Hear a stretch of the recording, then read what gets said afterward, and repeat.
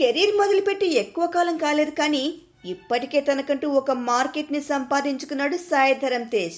పక్కా commercial సినిమాలు తీసే గోపీచంద్ మల్లేని దర్శకత్వంలో సాయి నటించిన సినిమానే విన్నర్.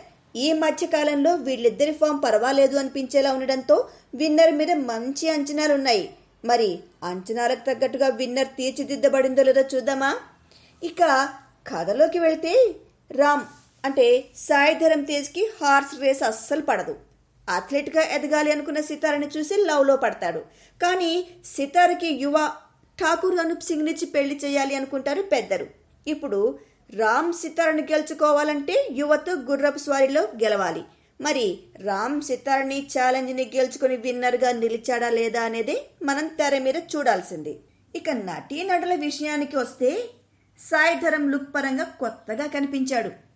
కానీ నటన పరంగా మాత్రం ఎలాంటి కొత్తదనం లేదు. ఏదో మాస్ హీరోగా స్థిరపడాలన్న తాపత్రయమే తప్పితే తెర మీద ఒక నటుడిగా కనిపించేందుకు ఎలాంటి ప్రయత్నం చేయలేదు. విన్నర్ నుంచి సాయి ధరమ్ తేజ్ సంపాదించిందంటూ ఏమీ లేదు. అలాగే ఈ సినిమాలో ధరమ్ని ఇష్టపడటానికి ముఖ్యంగా కారణాలంటూ ఏవి కనపడవు మనకు. రకుల్ ప్రీత్ గ్లామర్ గురించి ఇప్పుడు మనం కొత్తగా చెప్పుకోవడానికి ఏముంటుంది. పెర్ఫార్మెన్స్కి స్కోప్ ఉన్న పాత్ర అయితే కాదు. జగపతి బాబుని సరిగ్గా వాడుకోలేదు. విలన్ పాత్ర ఇరిటేటింగ్గా ఉంది.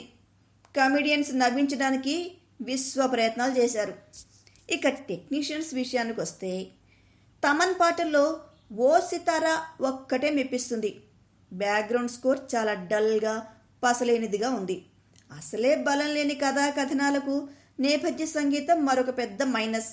సినిమాటోగ్రఫీలో క్వాలిటీ ఉన్నా కంటెంట్ లేదు కాబట్టి బ్యాడ్ ఎడిటింగ్ సినిమాని మరింత బ్యాడ్ చేసేసింది. ఇంకా విశ్లేషణ అంటే సాయి ధరమ్ కెరీర్ని మలుపు తిప్పే సినిమా ఇది. కానీ నెగటివ్గా ఇలాంటి పరమ రొటీన్ సినిమాలకు స్వస్తి చెప్పకపోతే కష్టమే.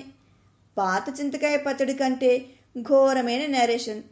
ఇప్పటి వరకు 300 సినిమాల్లో చూసినట్టుగా అనిపించే సన్నివేశాల్లో ఒక ప్రేక్షకుణ్ణి నసపెట్టడమే ధ్యేయంగా సాగింది విన్నర్. నటీనటుల అభినయం, రాసిన ప్రతి మాట, ప్రయత్నించిన ప్రతి ఎమోషన్ అన్నీ నకిలీగా అనిపించే అరిగి నలిగిన మరో తెలుగు సినిమానే విన్నర్.